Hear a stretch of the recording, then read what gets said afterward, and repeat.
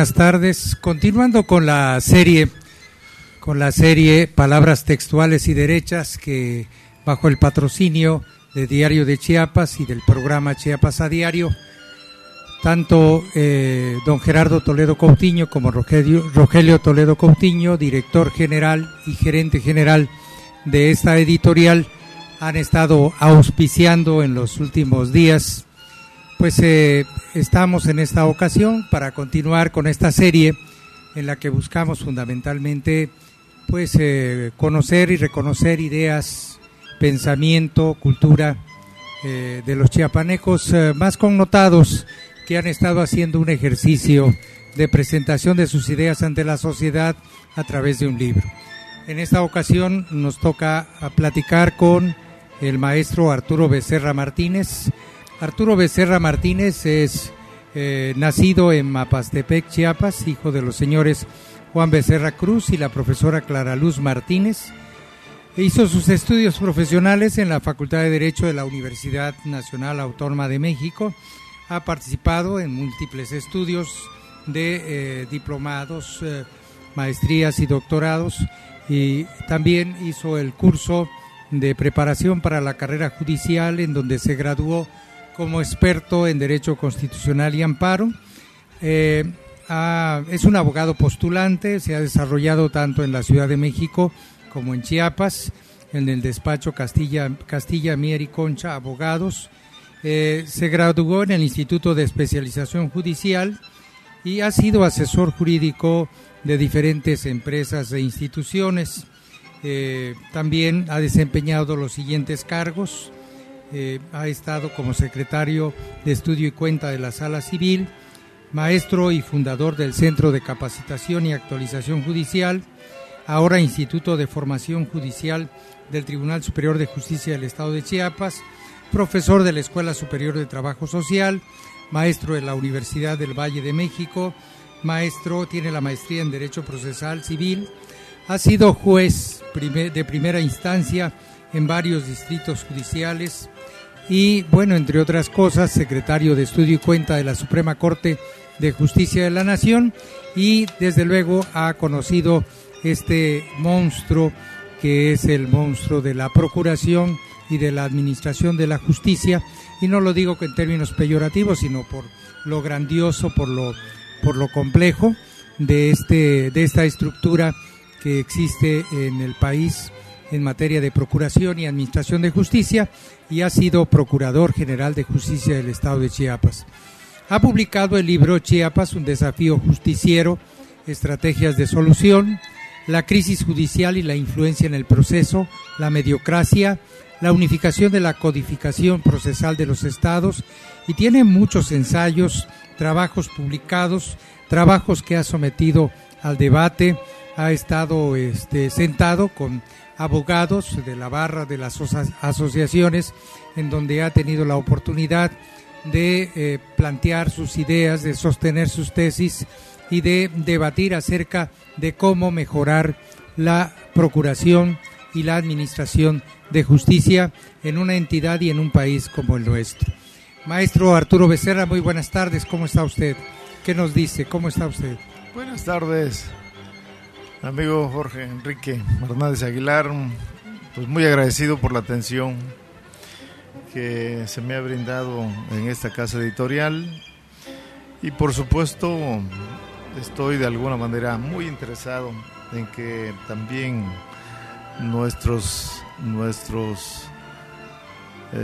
gente chiapaneca, y de ser posible a nivel nacional, se conozcan los nuevos puntos de vista que tienen relación con la reforma constitucional de 8 de junio de 2008, el 18 de junio de 2008, en donde se modificaron algunos artículos y se instituyó el nuevo sistema de justicia penal con tendencia adversarial y desahogado a través de la oralidad. Entonces, te agradezco mucho la invitación, Jorge Enrique. Maestro Arturo, ¿cuál es la razón de que el Estado Nacional decide proponer una reforma constitucional? Sobre todo, yo creo que no hay una razón, sino hay muchas razones, pero quisiera que usted nos comentara desde su perspectiva, ¿qué es lo que obliga al Estado mexicano a modificar el esquema constitucional en materia penal? Una de las razones fundamentales que se tomó en consideración cuando se presentó estas nuevas iniciativas es el hecho de que tenemos un problema serio de falta de credibilidad de las instituciones justicieras, empezando por la Procuración de Justicia, en donde ni al Ministerio Público, ni a la Policía Investigadora, ni todos aquellos elementos que contribuyeron en una época para asegurar a la ciudadanía una justicia pronta, completa e imparcial, de muchos años para acá, pues lo único que ha conseguido es una gran desconfianza de esos aparatos justicieros. Entonces, y se partió de la idea de que todos aquellos procedimientos penales que están instituidos en los códigos de las entidades federativas y que regulan y sustancian y se tramitan los procedimientos penales en donde se analizan las conductas delictivas de aquellos que de algún modo participaron en algún suceso, pues concluyen que no se ha asegurado a quien resintió ese agravio, o sea, a la ofendida, no se ha asegurado hasta la fecha que se le concede una justicia pronta, inmediata y sobre todo que sea restaurativa de los daños emergidos con motivo de la comisión de un delito del cual sufrió. Maestro, usted cuando estuvo en esa oportunidad de servir como juez y en su momento como procurador de justicia, ¿cuál era la perspectiva? Estamos hablando de qué tiempo atrás. ¿Y cuál es la perspectiva ahora que usted observa? ¿Se habrá conseguido algún cambio de alguna manera en términos de rescate de la confianza en las instituciones o esto ya venía arrastrándose desde hace mucho tiempo? Ha habido algunas modificaciones de aquel entonces a esta fecha. ¿Cómo se vivía la justicia en la época en que usted tuvo oportunidad de participar en esas actividades? La gran ventaja en aquellos tiempos era que la delincuencia afloraba, no tanto porque existiera la necesidad o que emergieran células delincuenciales ya muy organizadas, sino que los delincuentes aparecían con motivo de las causas sociales, económicas, falta de empleo y una serie de motivos más. Entonces aparecían los delincuentes. Era un tipo de delincuencia distinta, digamos. Distinta, totalmente. Y los procedimientos penales que existían, si bien es cierto, no eran tan sofisticados. En aquella época no había ni computadoras, ni tampoco existían las prácticas modernas de poder, cuando menos, estudiar, analizar los escenarios criminalísticos. Sin embargo, no había tanto descontento en la aplicación de la justicia penal como ahora acontece. ¿La Procuración de Justicia cómo funcionaba? ¿Era pues asertiva o era todavía muy incipiente en términos de investigación ministerial científica y todo esto? Sí, yo siempre he sostenido, inclusive el paso que tuve por la Procuraduría General de Justicia, que los mejores investigadores criminalísticos que siempre existen y que son los que de alguna manera aseguran una justicia pronta y expedita en caso penal, vienen siendo las mismas policías municipales o aquellos agentes que están de alguna manera inmersos en un escenario muy particularizado como es el municipal. Por ese motivo es que cuando se detenía a alguien era porque verdaderamente resultaba que era el delincuente, por las razones que yo señalo, porque el policía ya sabía el tipo de personas con las cuales la sociedad estaba de alguna manera conviviendo y sabía de antemano cuáles eran aquellos factores que motivaban a que determinados grupos... O sea, conocían los escenarios y los actores de su comunidad. Exactamente.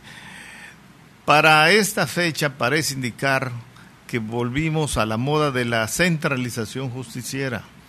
Todo parece indicar ahora con los mandos únicos que se están proponiendo que a través de estrategias de escritorio ventiladas desde un punto central, llamémosle México, llamémosle Tuzla, así se piensa que se va a resolver un suceso delictivo y poder asegurar a la víctima que quien cometió el agravio es efectivamente el delincuente. No había muchos reclamos en contra de los jueces por cuestiones de honestidad o de eficiencia o de eficacia más que todo en la impartición de justicia. En materia penal siempre ha existido el cohecho, como ahora lo acontece todavía, nada más que ahora es más modernizado. Siempre ha existido, ¿por qué? Porque anteriormente los aparatos justicieros, en este caso el Poder Judicial del Estado, carecía de organismos que llegaran a revisar y a supervisar las actuaciones de los jueces, y eso autorizaba y permitía que los jueces realizaran una serie de actos ilícitos de corrupción que era lo que denigraba y a veces provocaba un desaliento a la ciudadanía. Pero esto lamentablemente también ha contribuido a que los nuevos pensadores, generadores de esta nueva reforma penal, estén pensando que esos procedimientos ya son caducos y no aseguran para nada una pronta y expeditez en la aplicación justiciera. Sin embargo, creo yo que no es el camino el hecho de seguir de alguna manera asegurando que de lejos vamos a asegurar una reparación del daño a favor de la víctima. ¿Cómo se formaban usted tiene la experiencia vivida como abogado, ¿cómo se formaban los abogados? Estamos hablando de qué año, maestro Arturo. No es que quiera echarle a perder su vida, pero bueno, estamos hablando de qué años más o menos. Estamos hablando del año de 1985, del 85 para acá. ¿Cómo se formaban los abogados? ¿Cómo llegaban a ser los abogados servidores públicos en materia de procuración, digamos ministerios públicos, secretarios o jueces? ¿Cómo se formaban? Bueno, en el ramo de la procuración de justicia hay que reconocer que nunca ha existido una especie de política que pueda asegurar confiabilidad en el quehacer ministerial. Siempre anteriormente, lamentablemente, los que se dedicaban a ser agentes del Ministerio Público, pues bueno, saliendo de la carrera, les obtenían esa oportunidad laboral y sobre la marcha venían de alguna manera aprendiendo a levantar actuaciones ministeriales, tomando declaraciones, pero lamentablemente en aquellos entonces no existían los cursos que ahora se presentan para ir especializando a todos esos servidores públicos. Sin embargo, hay que reconocer que había un poquito más de honorabilidad en el sentido de que la misma sociedad les daba un espacio mejor de respetabilidad a esos servidores, que un buen número de ellos no concibiera esa perspectiva de legitimación que la misma sociedad le daba. Bueno, eso se da todavía ahorita, pero yo recuerdo muy buenos agentes del Ministerio Público que se distinguían por su capacidad investigadora, porque esa es la gran falla que tenemos del Ministerio Público. Ahorita, a pesar de la modernidad y a pesar de la gran cantidad de cursos de especialización que llevan, el Ministerio Público no investiga. El Ministerio Público se está encargando nada más de adecuar y de elaborar las actas y de recabar declaraciones, de recibir informes, pero el Ministerio Público lamentablemente ya no es el idóneo como institución para continuar ejercitando una acción penal y sobre todo llevar el peso de todo un procedimiento penal como es el inicio de una averiguación. Muy bien. Bueno, dentro de las propuestas que se planteaban en esta reforma en materia constitucional, se decía que este cambio obedecía al gran atraso e ineficacia del sistema vigente, sobre todo que atentaba a las garantías individuales y a los derechos humanos. Se decía también que los objetivos eran ajustar el sistema a los principios de un Estado democrático de derecho. Se decía que en seguridad las reformas vincularían al Sistema Nacional de Seguridad Pública con la protección de los derechos humanos. O sea, se decían muchas cosas. En justicia se buscaba elevar a rango constitucional de manera explícita la presunción de inocencia. Yo creo que nos vamos a quedar ahí en este primer bloque, porque vamos a regresar con la presumida inocencia, que es la obra del maestro Arturo Becerra Martínez, que nos interesa mucho comentarla, porque creo que ahí está el meollo para entender, para explicarse y para comprender un poco más este intento del Estado Nacional por reformar la Constitución en materia penal y ofrecer esta reforma como la respuesta que estaba esperando la comunidad a los problemas de justicia. Vamos a una primera pausa. Muy bien, continuando esta segunda parte de la entrevista con el maestro Arturo Becerra, trae una serie de situaciones muy relevantes porque vamos a abordar su tesis sobre la presumida inocencia. Esta tesis sobre la presumida inocencia se sustenta precisamente en un análisis muy acucioso de la reforma constitucional, de la eficiencia, o más bien de la eficacia de la reforma constitucional en materia penal, que en uno de los promocionales que en su tiempo se elaboraron decía que por disposición constitucional explícita, toda persona acusada de algún delito será inocente hasta que se pruebe lo contrario. Dice, desde el momento de su detención y después ante el juez, a toda persona inculpada se le informará de qué delito se le acusa y cuáles son sus derechos, incluido el de guardar silencio, lo que después no podrá ser usado en su contra. Bueno, estos son algunos aspectos ya constitucionales y vamos a ceder la palabra al maestro Arturo Becerra, y yo creo que esto debe alentar el interés de quienes nos escuchan, de quienes van a estar viendo esta entrevista, de quienes van a tener acceso seguramente al material impreso de la entrevista, porque es una cuestión que todos los ciudadanos debemos de tener presente, esta presumida inocencia, cuando han pasado años y años con la idea de la presumida culpa. ¿Qué dice, maestro Arturo, con respecto a esta tesis de la presumida inocencia? Sí, a mí me entró la inquietud de abordar el tema de la presunción de inocencia como un principio universal reconocido por los tratados internacionales, sobre todo por las convenciones de derechos humanos. Y ahora lo platicamos acerca de que algunos países, Perú, Chile, Nicaragua y otros más,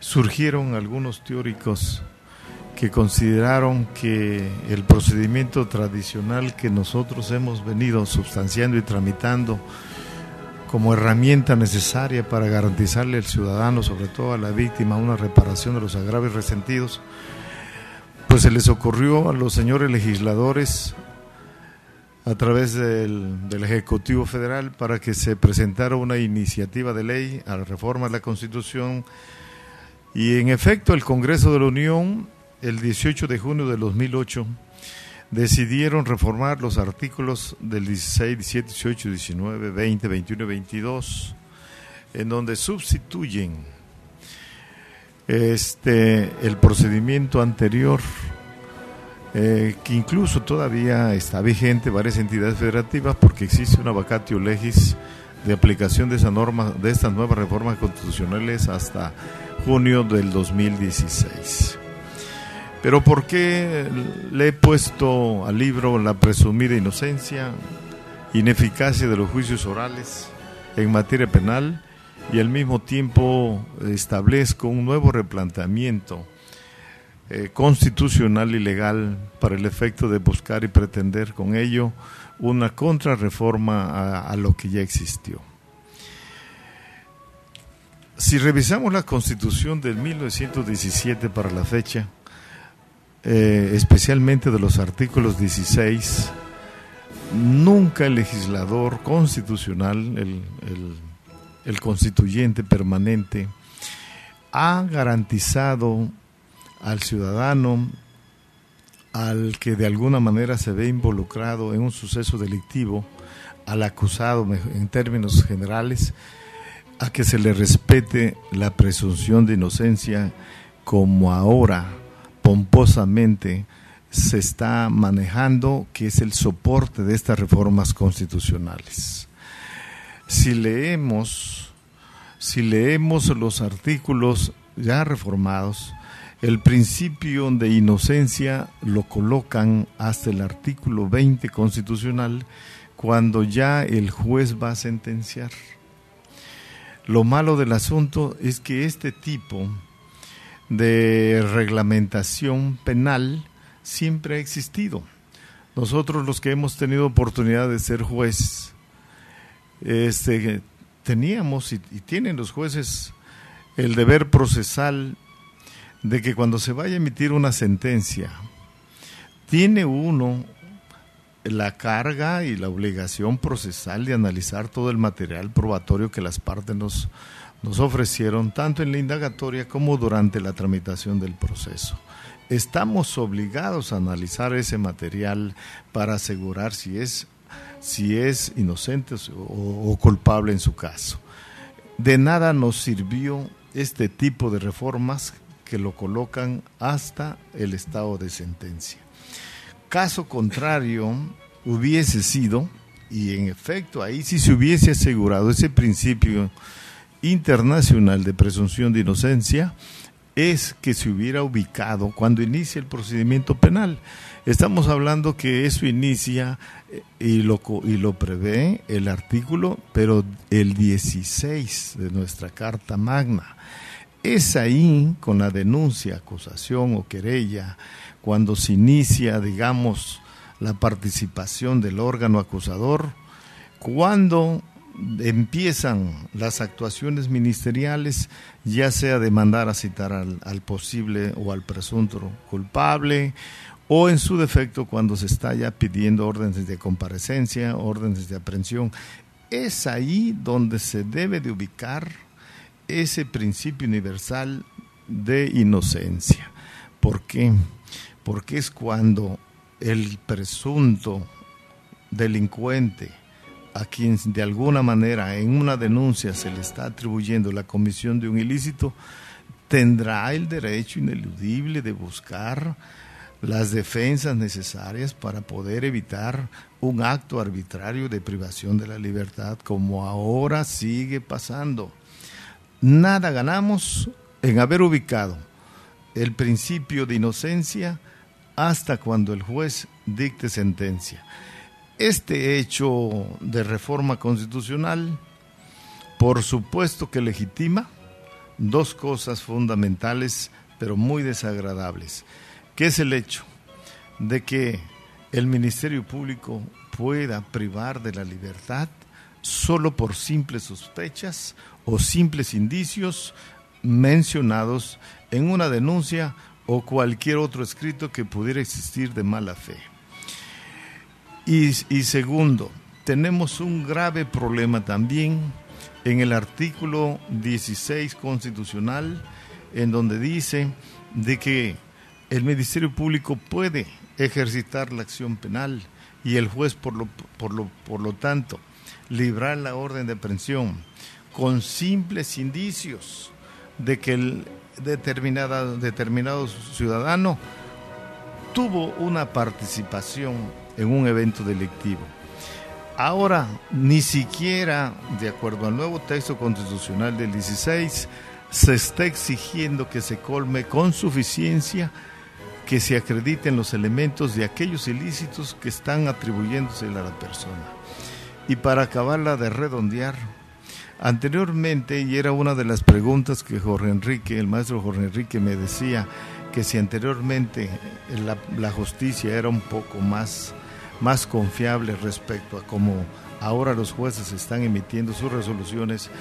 Anteriormente, sobre todo en los municipios, en aquellos distritos alejados del centro que no estaban tan contaminados por la cosa de la política, sí apreciaban con un poquito de mayor veracidad, y esa conciencia de mayor veracidad se lo daba el estar en un medio que ya conocía también, y por lo tanto a veces tenía que conocer a los protagonistas involucrados, sabían y aplicaban con mayor transparencia una petición, o rechazaban una petición de un Ministerio Público que solo por simples sospechas o simples indicios estuviera pidiendo una orden de aprehensión para legitimar un acto privativo de la libertad. ¿Qué pasa ahora? Como no se exige que haya pruebas plenas de culpabilidad cuando se exige una orden de aprehensión, cuando el MP está haciendo la consignación, el juez con la mano en la cintura y sin mayor exigencia procesal, sin mayor respeto a las garantías de derechos humanos ahora que existe, libra órdenes de aprehensión. ¿Qué pasa cuando es detenido?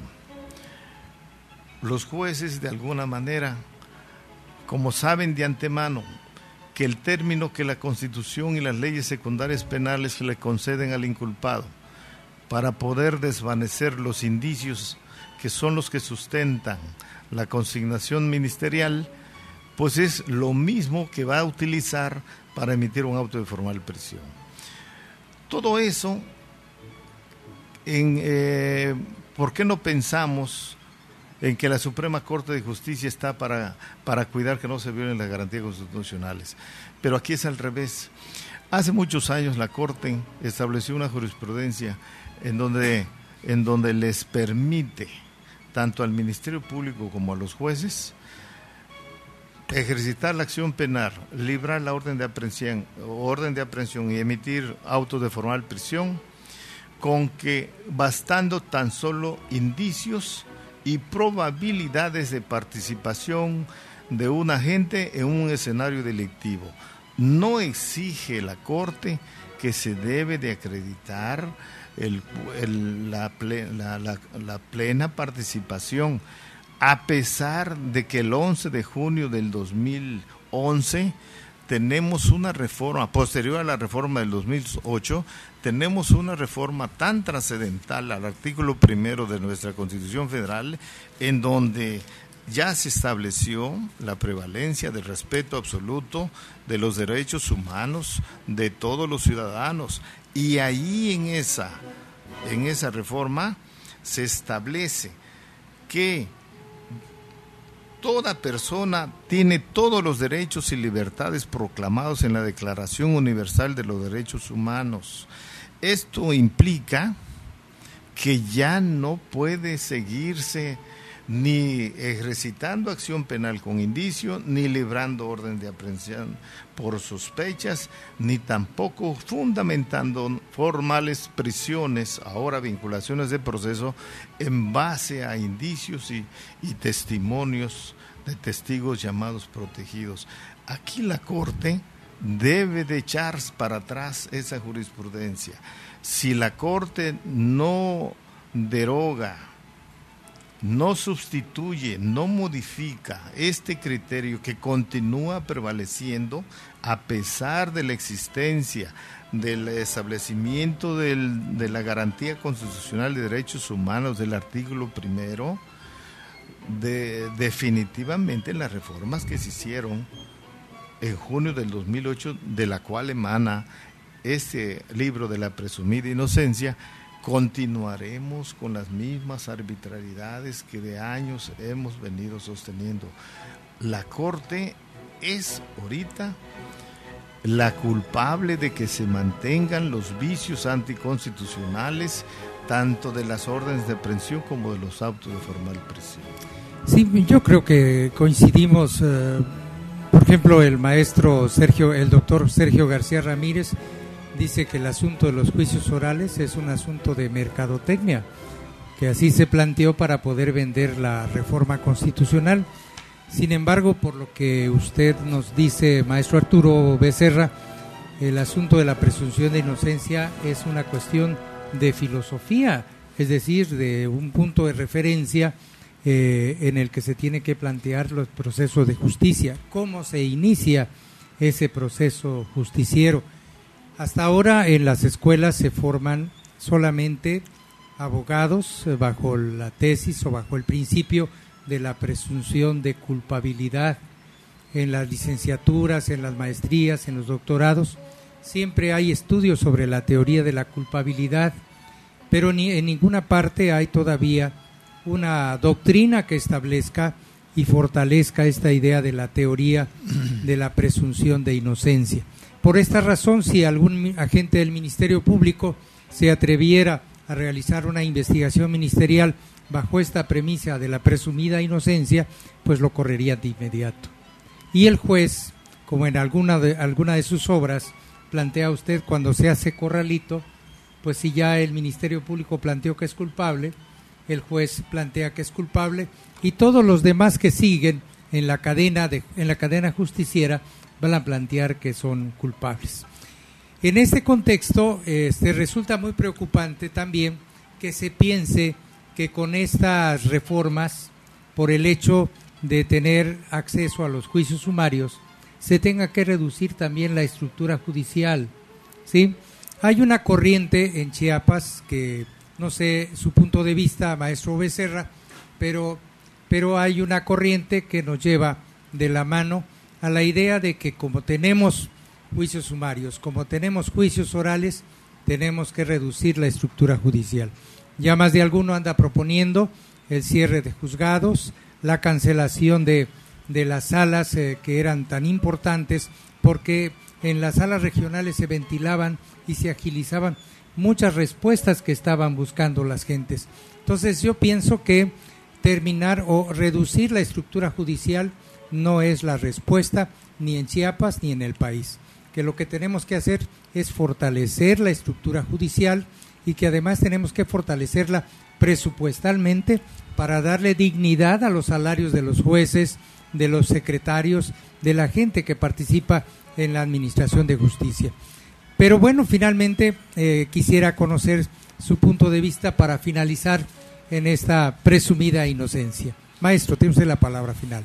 Sí, es lamentable lo que está ocurriendo en el Tribunal Superior de Justicia de Chiapas. No creo yo que sea algo que el señor gobernador del estado haya mandado a dar instrucciones para que se comete este tipo de arbitrariedades. Y digo arbitrariedades porque están despidiendo injustificadamente a la gente, pero sobre todo están desmantelando el Tribunal Superior, quitando juzgados, quitando salas y al mismo tiempo bajándole los salarios.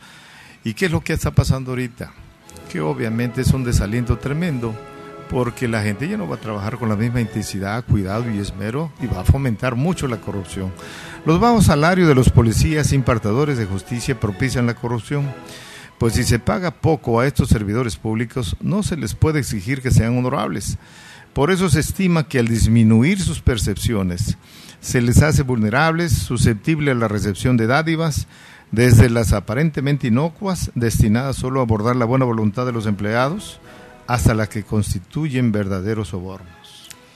Maestro, pues esta es una realidad. Vamos a seguir caminando por esta presumida inocencia. Yo, igual que usted, coincido en que este es el principio de una gran batalla, pero si las cosas siguen así, ese duelo entre el derecho garantista y ese duelo entre el derecho del enemigo que actualmente priva, con este principio que nos lleva a la teoría de la culpabilidad, pues todos los detenidos son culpables sin ninguna otra consideración, y el camino es el mismo que se ha seguido siempre, buscando simplemente que sea un derecho represivo, el derecho penal. Sin embargo, todavía habemos algunos abogados, entre ellos usted, que todavía promulgan, impulsan la idea del respeto a las garantías constitucionales. Y creo que la presumida inocencia es un ejercicio que vale la pena reflexionar en Chiapas y en el país, sobre todo por los resultados que estamos observando.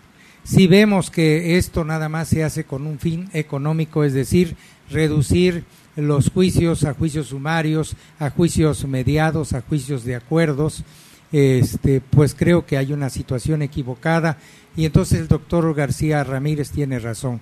Esto sería un juego de la mercadotecnia, pero la justicia no puede ser un juego no puede ser un juego de la mercadotecnia. Es algo más serio. Corolario de ello, Jorge, quiero decir lo siguiente: las instituciones justicieras y policiales ganan o pierden prestigio por lo que hacen, pero también por lo que con ellas se hace. Muy bien, maestro Arturo Becerra, pues muchas gracias por esta presencia aquí con nosotros en Chiapas a Diario, en Diario de Chiapas, y en esta serie Palabras Textuales y Derechas. Muchas gracias, buenas tardes, buen provecho.